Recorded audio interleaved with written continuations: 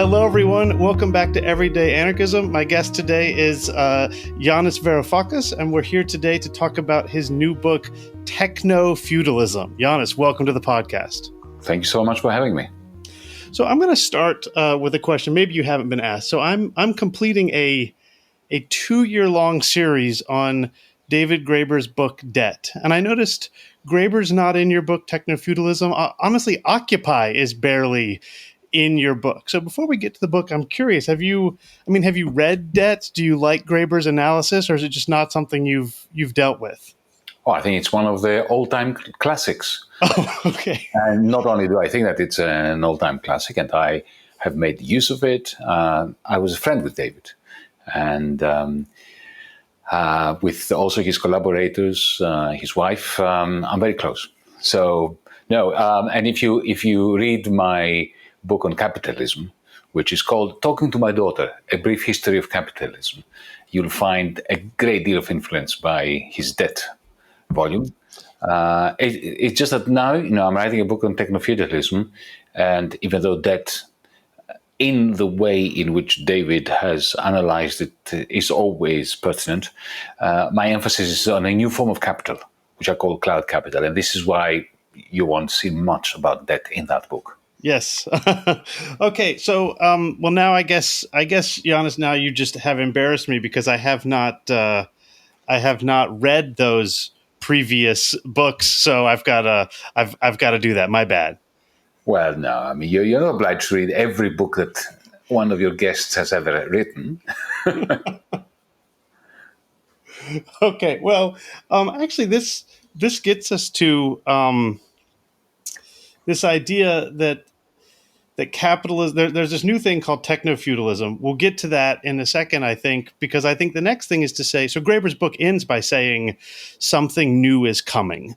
And that's why I thought of you in this book, because he wrote something new is coming, and he wrote that 15 years ago. And your claim in this book is that something new has come, but you start where Graeber starts or ends, which is the crash. So this thing with debt and capital is new, but your argument is that this new thing is born out of the governmental responses to debt and 2008, of which, if the listeners don't know, you are one of the main characters of the saga of debt after 2008. So can you tell us how the financial crisis and all of the responses to it led to technofeudalism, if I've got that argument right, or it was the ground on which technofeudalism was created? Allow me to take it a step back. Sure, of course. For the answer to be cogent and to make sense. The thesis in my book, my argument, is that without us noticing it, and without anyone intending to create this, a new form of capital, a spanking new form of capital has emerged. Capital has preceded capitalism by thousands of years. We've had capital before we had capitalism.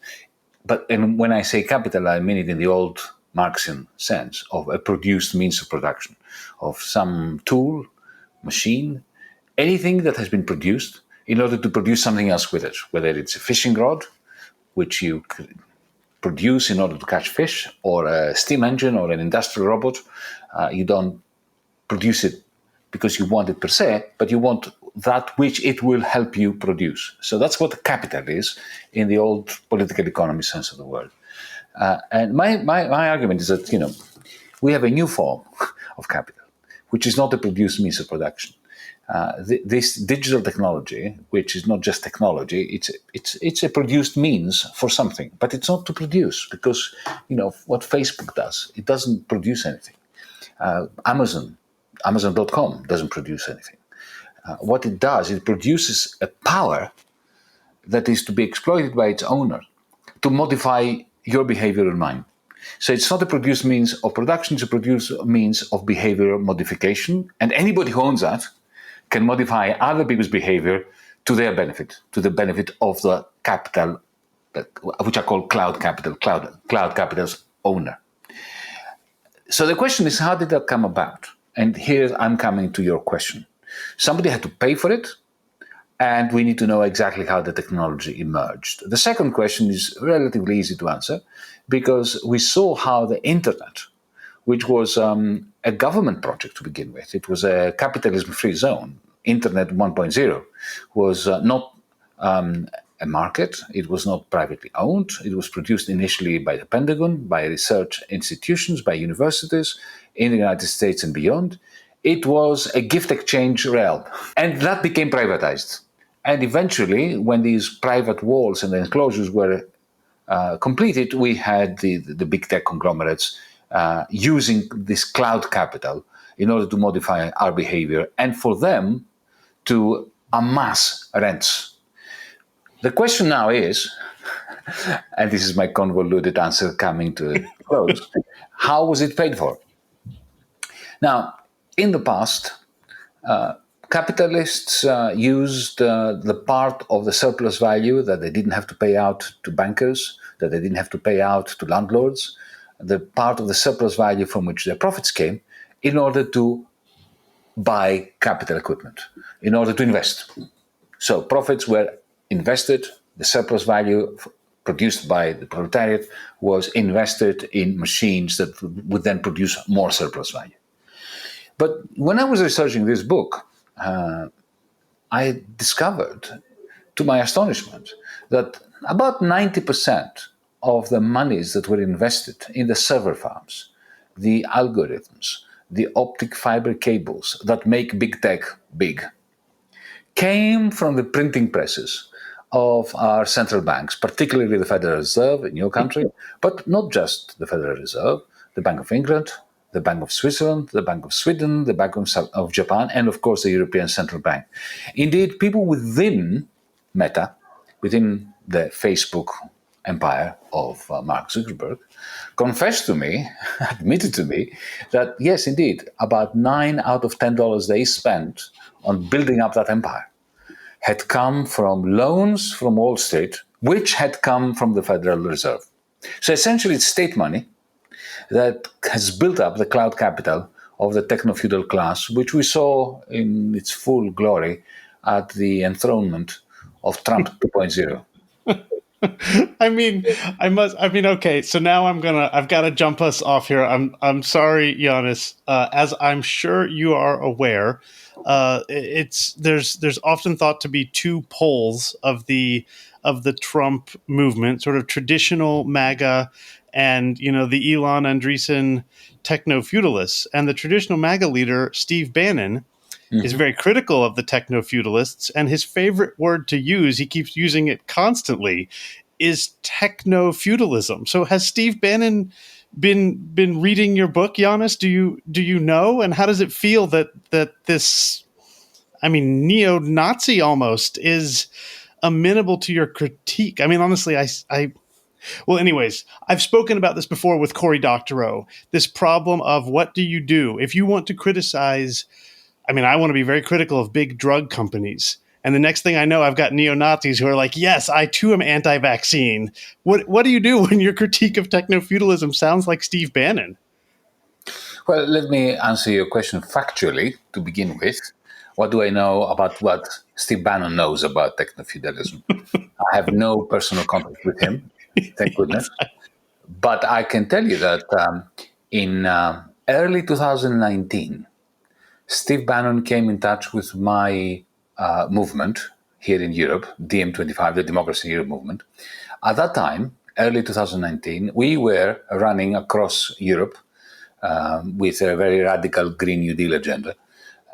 We ran in a number of countries for the European Parliament election, including France, Germany, Greece, Portugal, Spain, Italy, and so on and so forth.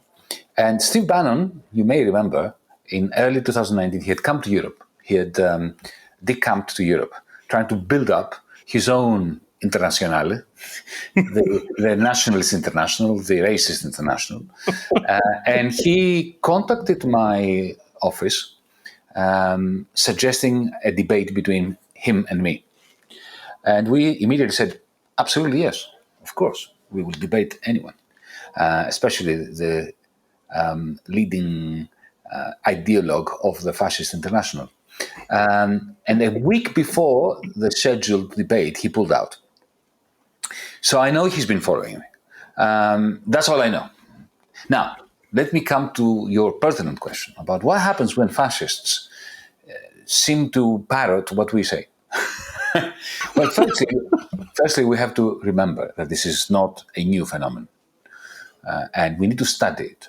Now, I had the hard luck of having studied that phenomenon 20 years ago in the context of writing another book of mine in the past, which was all about the manner in which the euro, the currency, emerged in Europe. And I traced it back to developments in the 1920s and 1930s. And indeed, I found out, to my astonishment at that time, 20 years ago, that it was originally a Nazi idea, the idea of a common currency in Europe, Yeah. with amazing, research papers that Nazi-leaning economists had produced, very similar to the ones that we saw in the 1980s and 90s underpin the creation of the actual euro. I'm not saying that the people who did it in the 1980s and 90s were Nazis. I'm not saying that. But what I'm Yes, I saying is, understand. but anyway, in the context of that research, I read every single speech that Goebbels made in the 1920s, not in the 1930s, when the Nazis were a tiny party. Nobody cared about them. They were failures, losers, but they were building up their rationale, their narrative.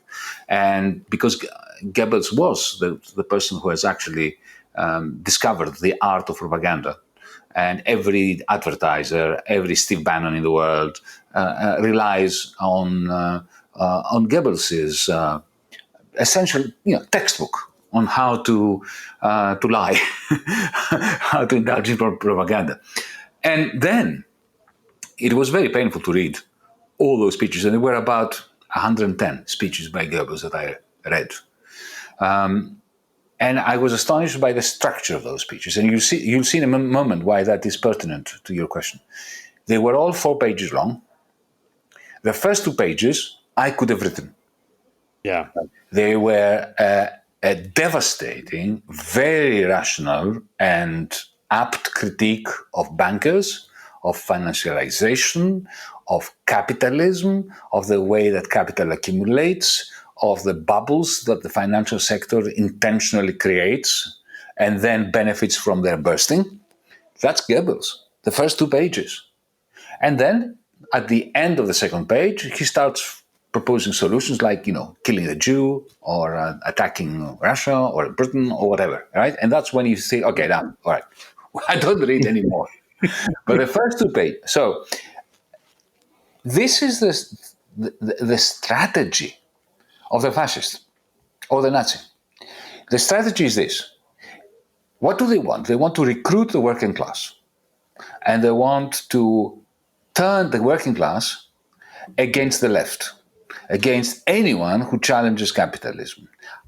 In the process, they castigate the conservative order, the radical center, for being sissies, for being pussies, as this is a Bannon, Steve Bannon expression from his recent interview with the New York Times.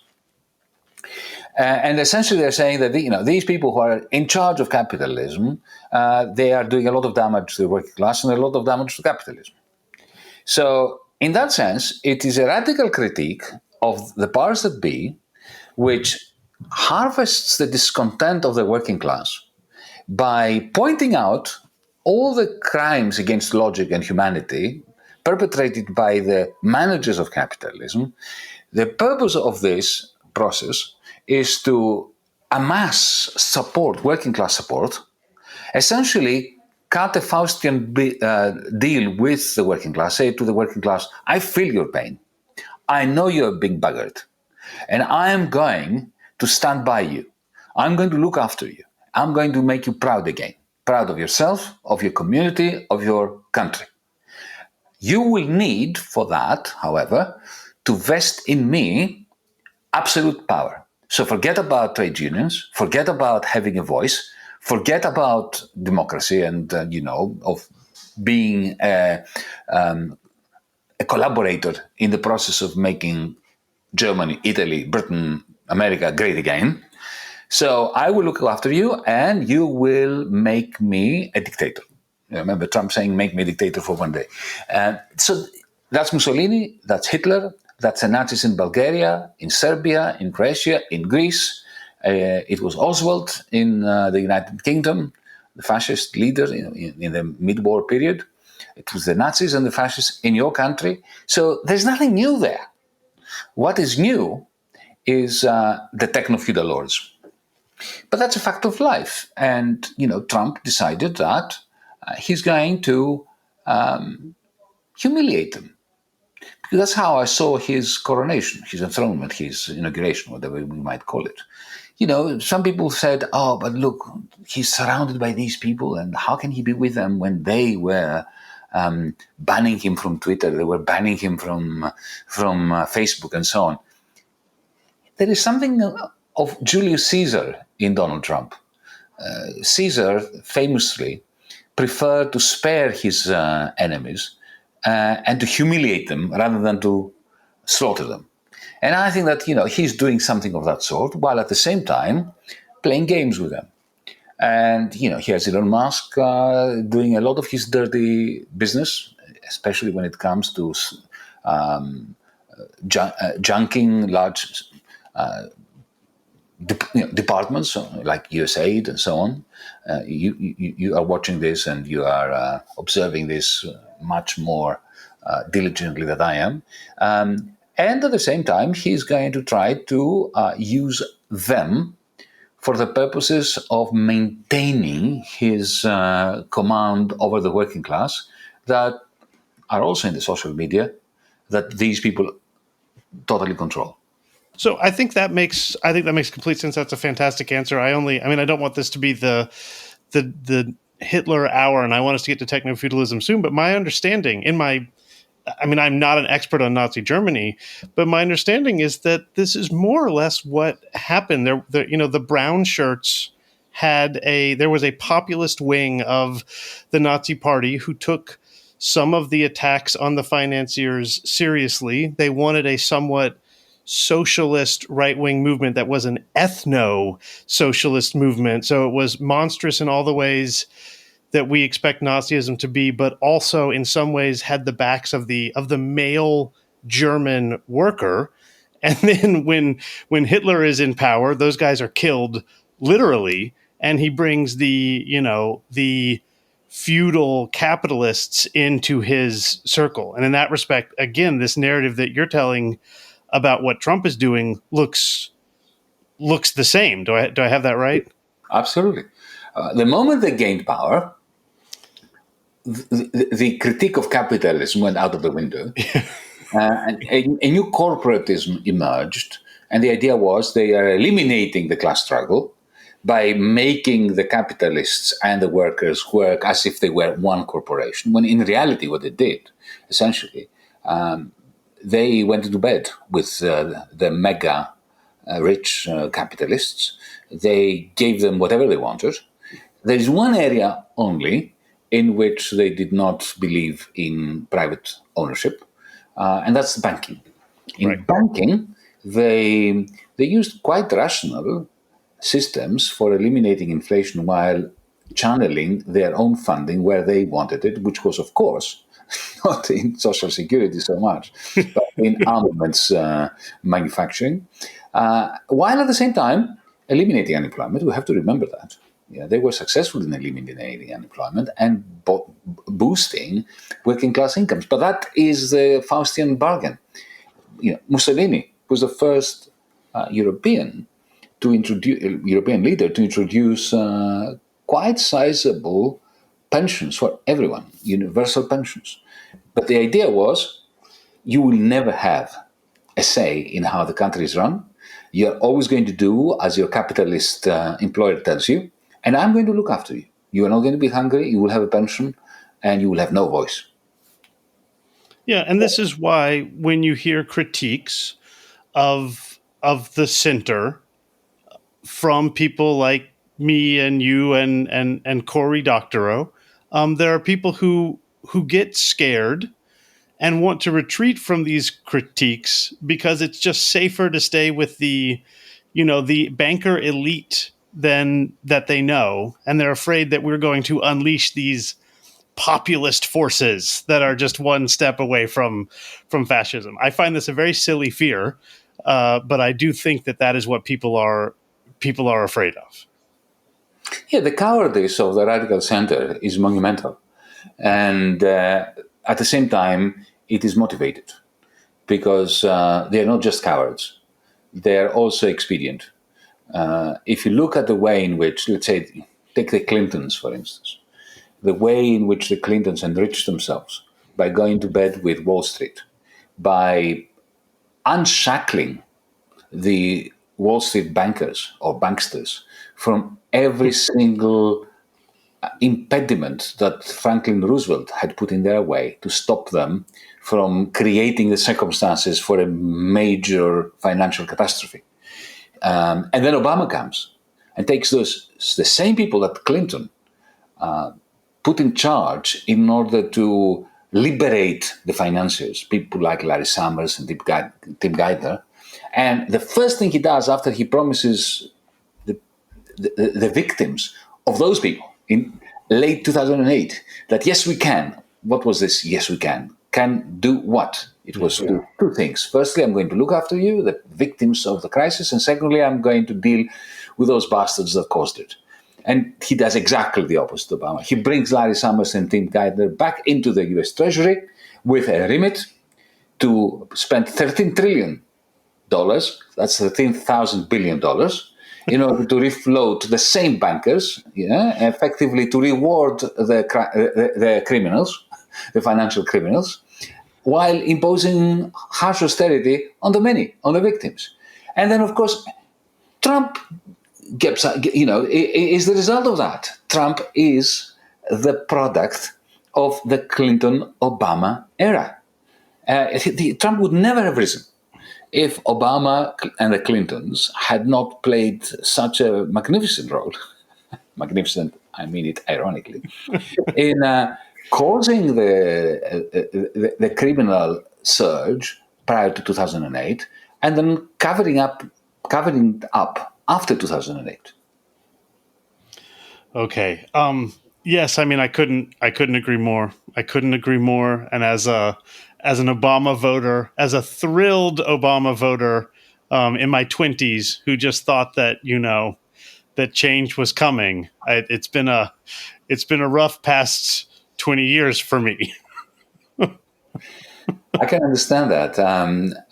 I have to say that within my family there was a clash because my partner, who is usually smarter than me, was like you. She was quite enthusiastic about Obama.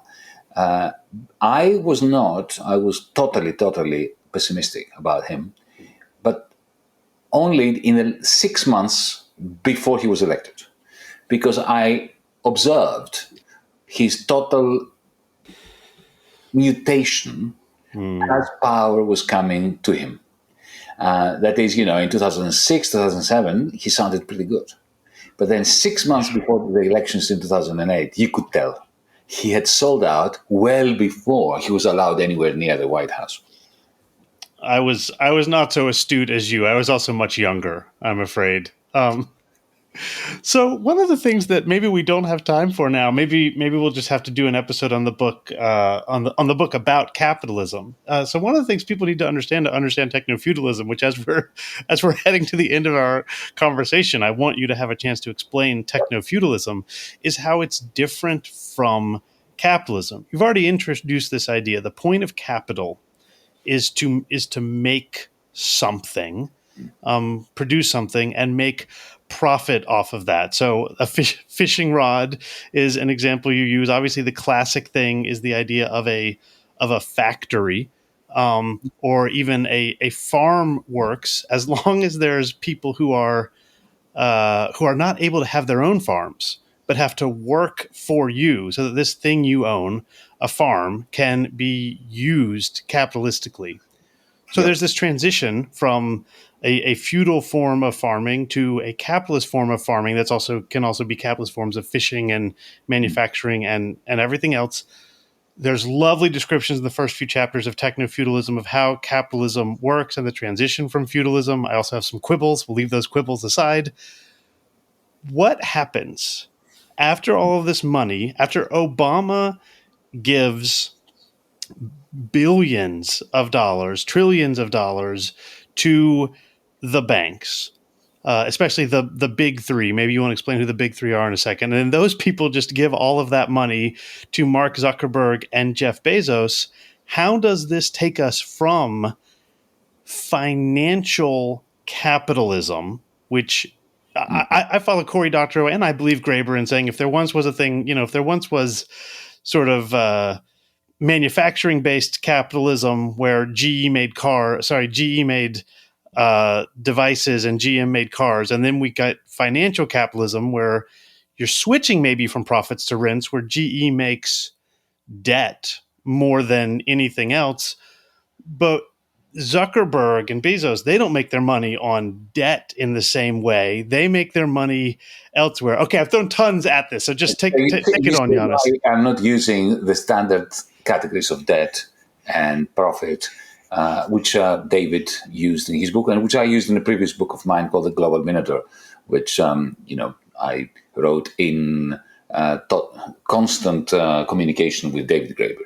By the way, Cory Doctorow is a great friend, and I think everybody should follow him. Close the brackets. Now, look, because I don't have that much time, let me try to elucidate the point about technofeudalism, my book, by making a very straightforward comparison between two moguls. Take Jeff Bezos, whom you mentioned, Amazon, and Henry Ford. We all know Henry Ford's story and more or less what there is to know about Jeff Bezos. Okay, so there are many similarities. They have an incredible ego. They both want to monopolize the world. They want to control the world. They buy newspapers to do it. So Henry Ford bought a newspaper in Dearborn in Michigan in order to impress upon the municipalities in the area, in Detroit and so on, that unless they tear up the public transport systems, the tramways and the streetcars, and replace them with his cars, then they were going to be in trouble with the readers of the newspapers. So Jeff Bezos buys Washington Post in order to carry favor with that clientele. Okay, so there are many similarities, right? But there's a profound difference. They're both capitalists. They are monopoly capitalists. They own monopolistically heavy concentrations of machinery, right? Well, the machinery of Ford produces stuff which he wants you to buy.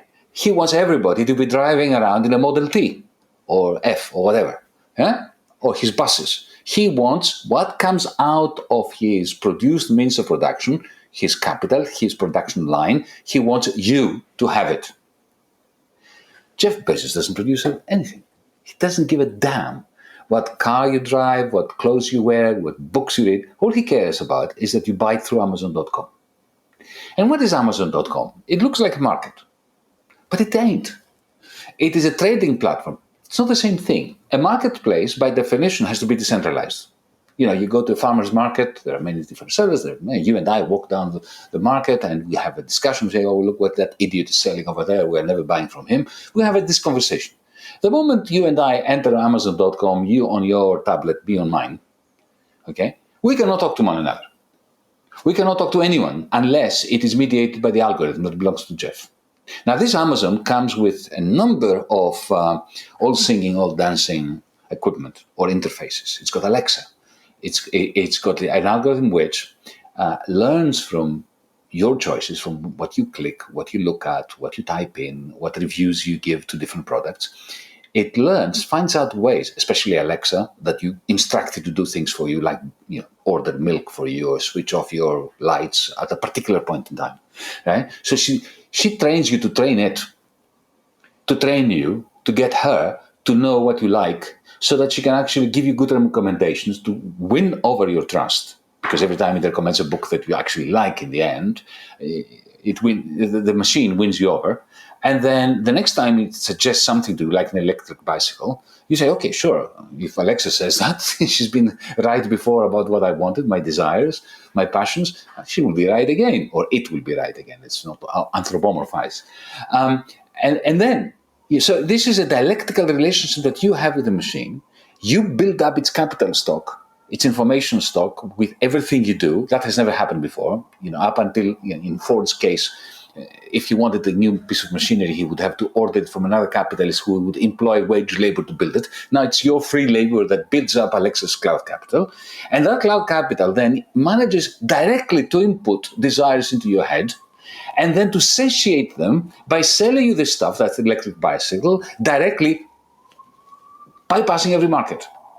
And that's where I stop and say, folks, this is not capitalism. Welcome to technofeudalism. Okay, this makes sense. I think this is right. I could not agree more in this idea that this is not a market, and also that that capitalism requires markets. Let me try to go ahead. Let me try to guess your natural instinctual objection to the idea that this is not capitalism anymore, which I agree with. We must always have this instinctual skepticism.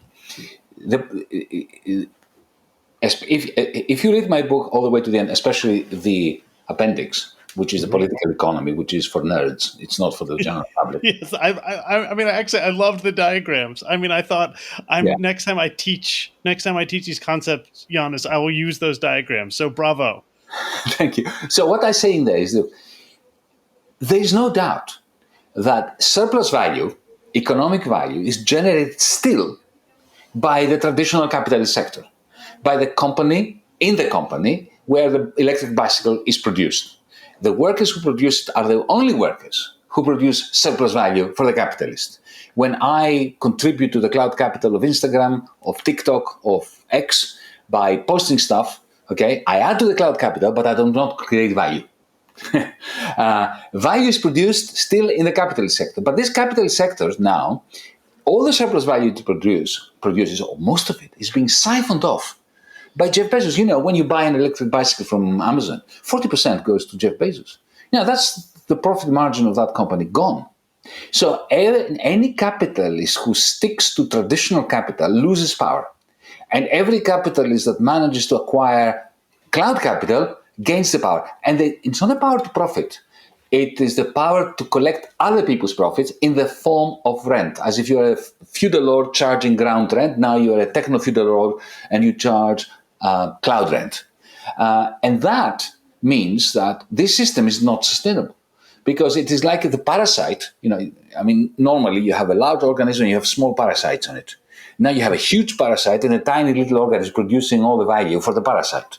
So technofeudalism is distinct from capitalism. It is killing the capitalist sector. It has already killed capitalism, and it is killing society because the crises are going to be far, far worse because all this energy is being siphoned off the circular flow of income, of wages, of investment in actual produced means of production. So, in a sense, Marx's prediction that the accumulation of capital is going to bring about a realization crisis that will blow up the whole thing. And God knows what's going to happen after that. It could be barbarism or it could be socialism, as Rosa Luxemburg famously put it to us. And there's no guarantee that it could be socialism. It could easily be barbarism. That's what I'm saying, is that capitalism was killed off by cloud capital and something worse came afterwards. I have no disagreement with that. My only question, and this can be where we end, is did not the financialization of capitalism do this first? So once you've got neoliberal, people say that neoliberalism, I think you say in your book that neoliberalism is about, everything is a market. I don't buy that. I think neoliberalism is that everything has to run through the banks, and they call the bond market a market, but it's not really a market. It's a form of rent collection.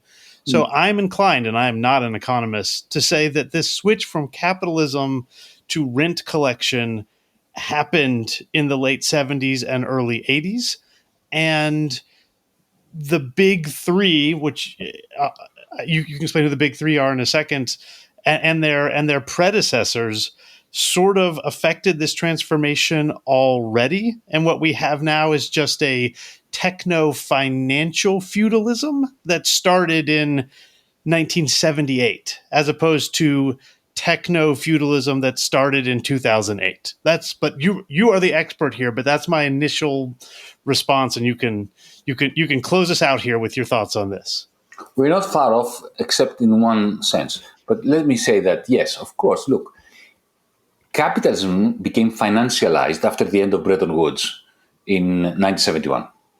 And I mentioned that book, The Global Minotaur, where I was actually telling the story that you're telling. And Michael Hudson has told with super imperialism and so on, right? I mean, we are on the same on the same track here. And indeed, what happened then was power shifted from industrial capital to financial capital, with all the bubbles, and we know how that ended in 2008. And I have a whole story about how 2008 was to capitalism, that which 1991 was to communism. That is an existentialist crisis, a crisis that it can never recover from. Not just a recession that is followed by an upturn. So you're right. And what happened was the rents. We went from capitalism, industrial capitalism, to rentier capitalism, financialized rentier capitalism. That is true. So the rise of rent is not new. Didn't happen now with big tech. Right? I'm not arguing that. That happened in 1971, 15th of August, with Richard Nixon blowing up the Bretton Woods system.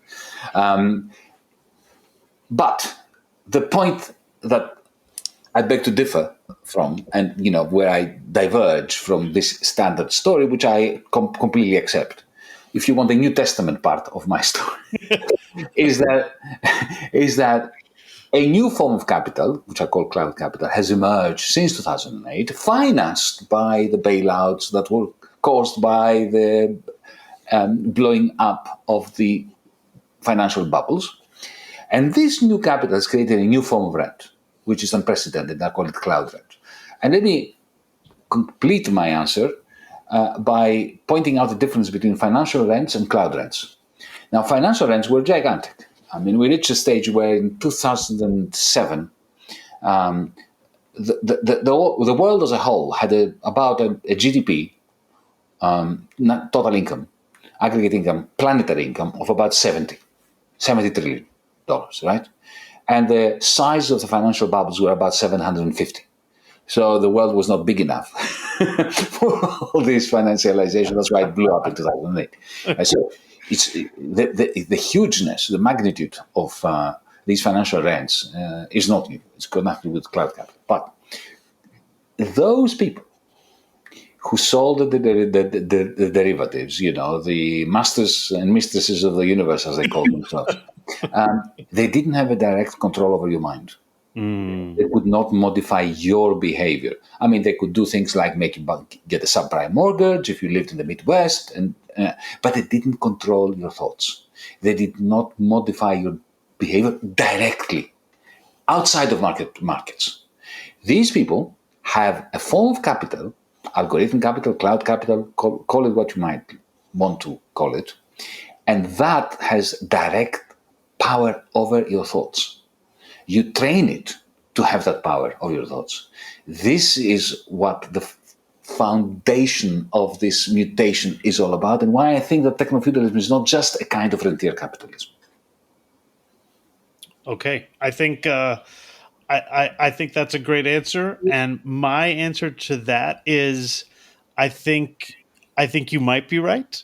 I'm not sure. I am going to see what happens with our current techno-feudal administration of the United States and where things go. And if you are right, it seems like barbarism is more likely than socialism to me. But we will see. Well, I'm glad, because that's all an author can ever hope for, is to plant the seeds of doubt or of thinking in the reader's mind. My personal tragedy is that people like Steve Bannon are very happy to embrace the idea, whereas my comrades on the left are the ones who are the most skeptical, which is natural. I want my comrades to be skeptical, but the most honest reaction I've had to my thesis was from a Socialist Workers' Party unlined professor in London, who, after listening to me saying all this, he came to me and he said, "But Yanis, what are you going on about? What is our purpose in life as socialists? We came to this world to overthrow capitalism, and you have the audacity to tell me that it overthrew itself." Yeah. Well, no, I mean, there, I have no objection with you there. I'm not a classic Marxian in that sense. I don't believe that that history was charted by Marx, and all that's for us to do is to wait for the capitalists to win, and then we can overthrow them. But you see, I think that Marx would be with me on this. I personally think that Marx had a radical enough mind to be able to appreciate the delicious irony of capitalism being overthrown by capital. I don't want to keep you any longer, Yanis. I agree that Marx today would, but when you talk to Marxists, they're not trying to think. But no great mind deserves his accolades or her accolades, right? I agree. I could not agree more. The last thing I just need to say is this book it's really fun to read. If you haven't read the Minotaur book like I haven't, it does crystallize a sense of what capitalism was and value and profit. It's very useful. We haven't even talked about Star Trek and Mad Men, which are two of my favorites. Right there is the choice between socialism and barbarism. Yes, so it's a wonderful book. Yanis Varoufakis, thank you for coming on the show. Live long and prosper.